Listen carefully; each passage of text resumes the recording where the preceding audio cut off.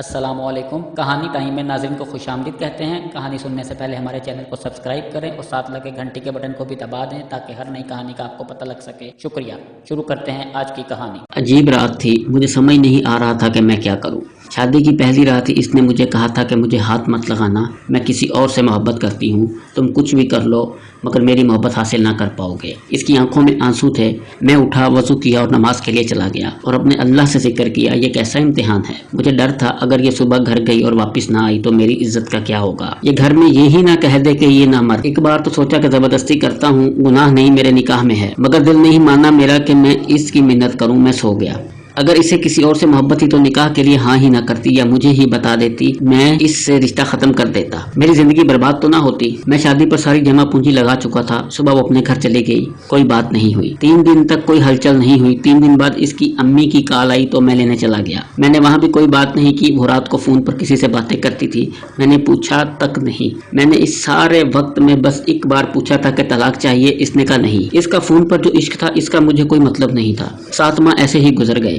ایک دن اس نے پوچھا ایک بات پوچھوں؟ میں نے کہا پوچھ لو۔ اس نے کہا کیا آپ کو مجھے دیکھ کر طلب نہیں ہوتی؟ میں نے کہا 25 سال کنٹرول رکھا تو تجھے کیا لگتا ہے اب نہیں رکھ سکتا؟ مگر آج بات کچھ اور تھی۔ میرے دوست نے مجھ سے کہا کہ تمہاری بیوی کسی اور مرد کے ساتھ کسی ہوٹل میں بیٹھی تھی۔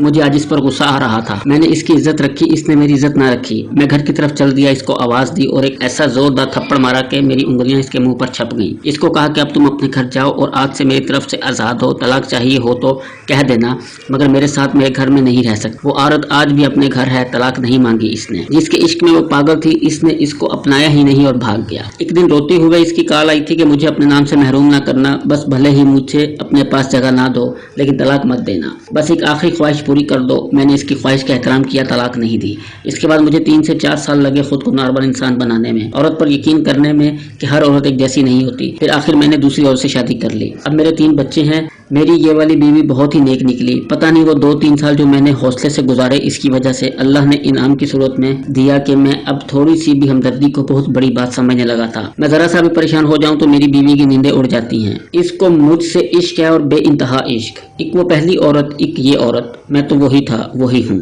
میری پہلی والی بیوی اب پاگل ہو چکی ہے، میرے نام لکھ لکھ کر چنتی رہتی ہے اور گلیوں میں پھرتی رہتی ہے۔ اسے اپنی ہوش ہی نہیں رہی۔ اب لوگ اب بھی کہتے ہیں کہ میں ظالم ہوں، اس پر ظلم اتنے کیے کہ وہ پاگل ہو گئی۔ اب میں کیا کہوں لوگوں سے؟ حرام محبت کا مقدر ذلت ہی ہوتی ہے۔ ہوش کرو، حرام محبت کا مقدر ذلت ہے، بس ذلت۔